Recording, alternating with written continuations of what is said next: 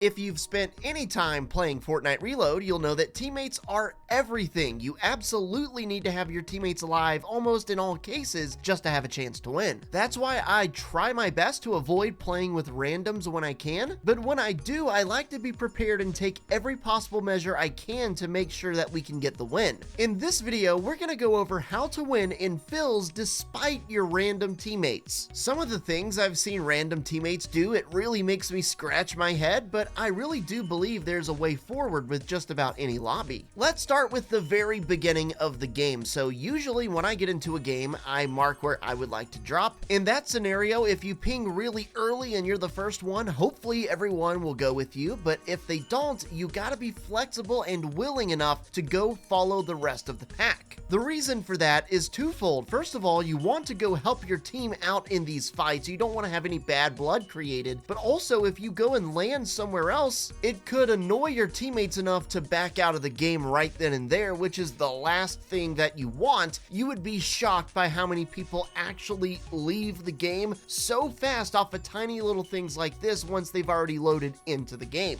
In general though, it's really good to just go and support your teammates wherever they want to land instead of just bickering back and forth in this weird game of chicken. That almost never works out very well. You definitely don't want to give them any excuse or any reason to leave the game where your success very heavily depends on them just being alive. So landing with your team is a good place to start. Something else you can do to hopefully prevent your teammates from backing out is to not be selfish and pay attention to when their health is low. When they are, give them some shields, give them some health, give them a gun every now and then. Make sure you're pinging these things that you see for them when you notice that they're low. Anytime you see your teammates drop in, you know that they have no shield, so go ahead and be ready with some shield pots. Everything like this is very important to making the team feel like a cohesive unit and not like just some random people who might leave at any given point, which of course is what you're trying to avoid, because once somebody actually leaves, you'd be surprised at how fast a chain reaction can start, and if everybody backs out, even if you stay, the game is almost impossible to win. This one might be kind of controversial, but for me, when all else fails, I'm in the pregame lobby still,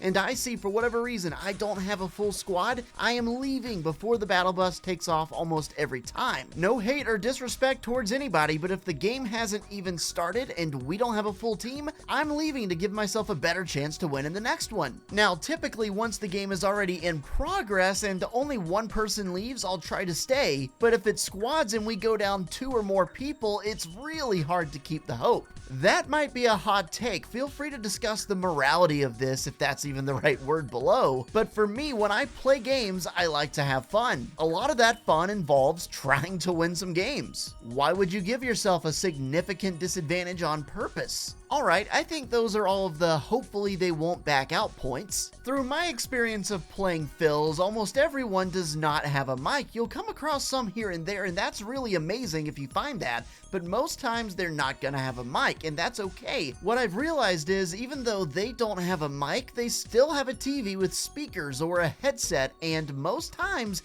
they can still hear you and they're listening. What I like to do is just continue communicating by myself to the best of my ability, calling things out, telling people where I think people are, so on and so forth. I feel like most people, if they tried this, they would be quite surprised at the percentage of people who are actually listening all the time, but just don't have a mic plugged in or they don't have one for whatever reason. Now, if nobody on your team has a mic, including you, now the situation is a bit more of a pickle, but still easily overcomeable if you make sure to just mark danger when you see it. At least mark the danger. That's the important part. But again, pinging any items on the ground you see loot-wise would really go a long way towards getting your teammates' favor. You never know when they're gonna need to revive you, or heck, just stay in the game. So really, you should always be doing these things to make sure your team has as easy of a time as possible. There's really no excuse for not communicating in some way between the mic or the actual pings. Plus, I found if you start doing it and you're the only one on the team doing it, eventually the other guys will join in. Reload duos seems to be a lot more stable and a lot more manageable when playing fills, and that's what I would recommend to you if you do insist on playing fills.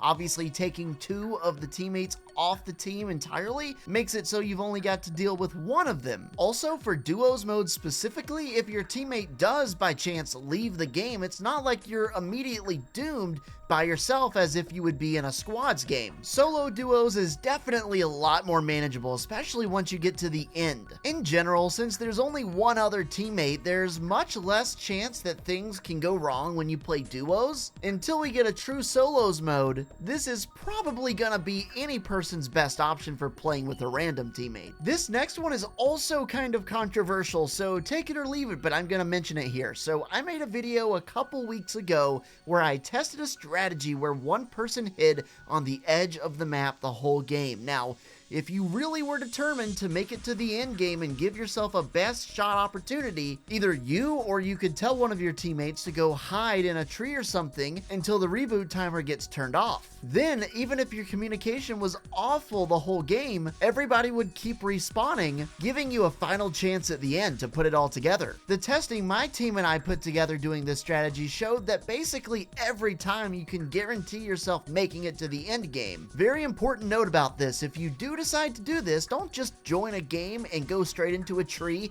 and say nothing to your teammates, because think of it from their POV. If I'm looking and just seeing a guy sitting in a tree, I'm thinking he's AFK, he's not trying to win, all this stuff, I'm probably gonna back out. Really good shot your teammates will too if you don't get on the mic and say, hey, I'm intentionally sitting over here so you guys can keep respawning. This might be yet another hot take, but this strategy definitely does work to make it to the reboot timer being turned off. Conversely, if you opt for the more action-packed approach, you can decide to land at an area on the edge of the map with your team and try to convince them to go there rather than going to Tilted with no communication and just getting squad wiped. Landing on the edges of the map will give you a better chance to loot up first, plus you never truly know the skill level of your teammates, and you'd rather be surprised than disappointed. Landing at a hot drop like Tilted is definitely going to result in a lot of opportunities for kills, but landing on the edge statistically should give you better chances to win the game, if you can find loot. Lastly, it's a bad idea to go into these games with an attitude that's just not very good. It's a sour attitude, and you've already begun blaming your teammates before you even load into the game, and no matter what happens, you gotta blame the teammates. If you're playing with randoms, you gotta accept. It could be anybody. They could be amazing, they could be bad, they could be in between. But regardless, just like you, they're not gonna make every perfect play, so if you go into the game accepting of all of that and know